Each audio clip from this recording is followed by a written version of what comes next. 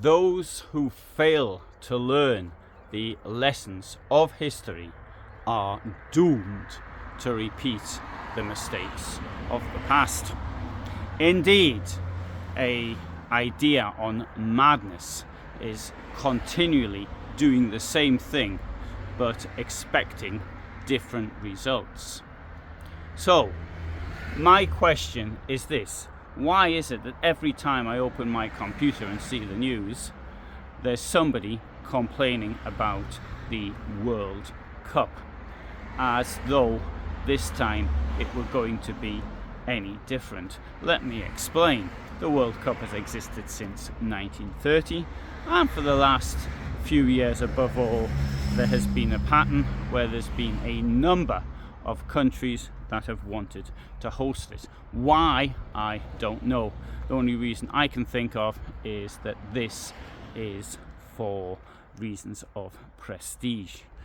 Now, what happens that FIFA every once in a while gets together and it's going to decide who will host the next competition. For example, on the 3rd of December 2010, I was sitting in front of the television watching it, and I thought that England was in the running to host it, and of course then perhaps I didn't quite understand what the difficulties were, and I wouldn't say I was disappointed, but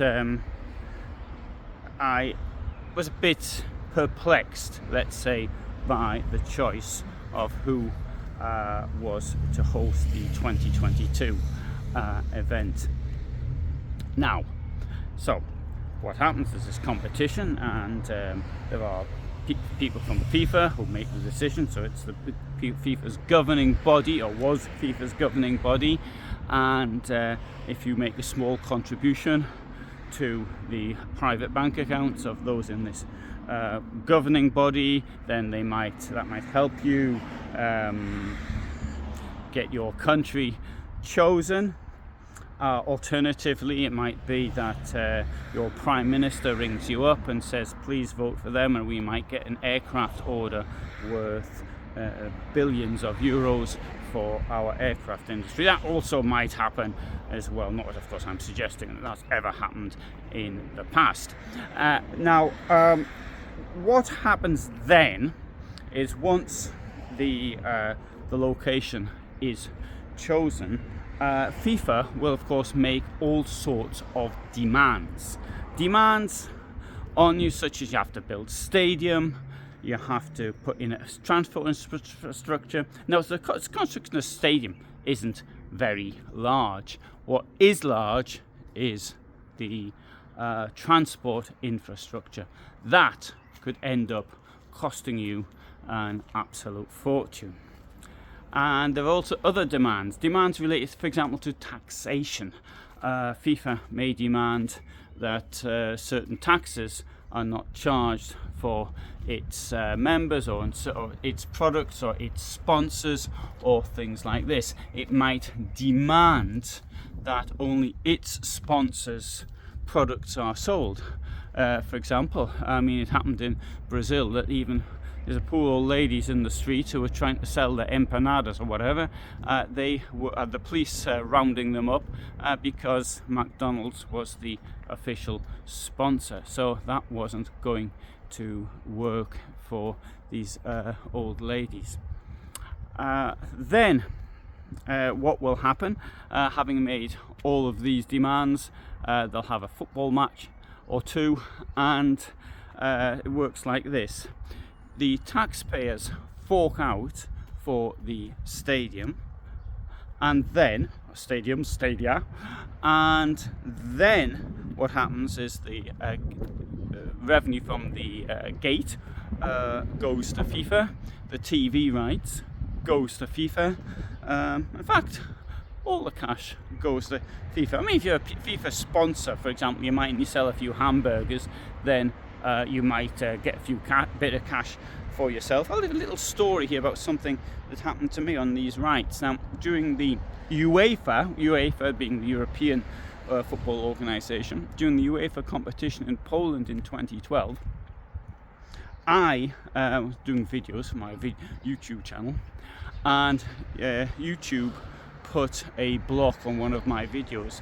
The problem was this, is that I had filmed the Palace of Culture in Warsaw. It's a very big building there, built by the Soviets in 1953 at great expense to the Polish taxpayer.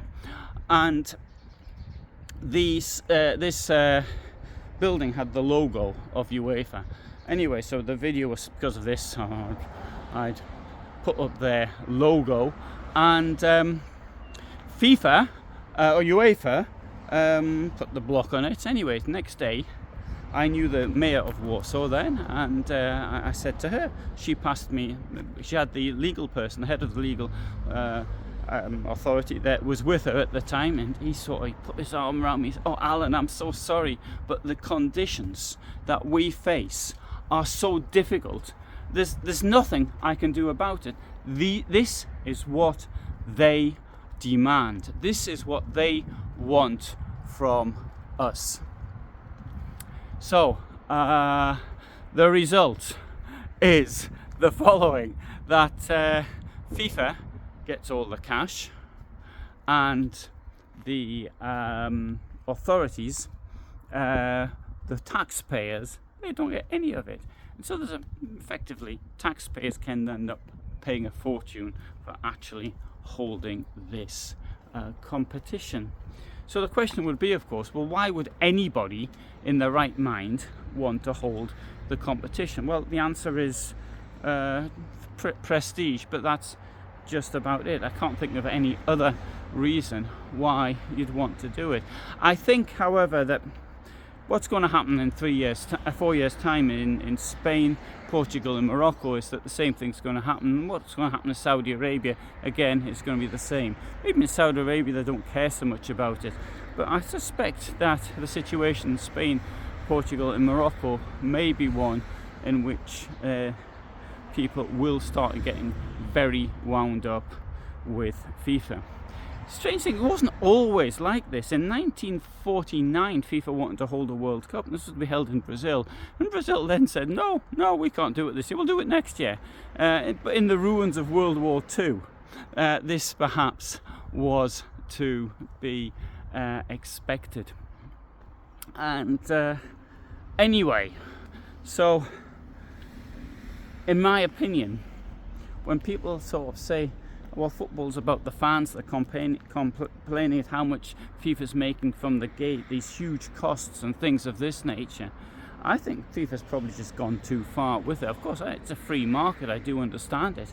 What I think has happened is there's huge amounts of tickets which have come onto the market, bought by perhaps the same people. A new word I learned was scalper, and I just learnt that word recently. In British English we say a ticket tout, and so these touts have got this money and got these tickets. They're now advertising them on the FIFA site, and that's where they're now up for sale. It could be that the touts will have to seriously reduce their prices as a result. Now, for those of you who complain, yes, but it's about the football, it's about the fans. It isn't. It's all about FIFA. It's what FIFA wants. And so I think it would have been great to have gone to the United States and travelled around. This is something I've wanted to do for years at World Cup. And I can't really think of a better country other than the United States, or countries, the United States, Canada, Mexico, to actually do this in. Of course, I wouldn't have done it this year, but anyway, something to talk about doing and never actually do. But don't expect, I say this as a historian, history teaches us lessons, and it's that, what I started off with.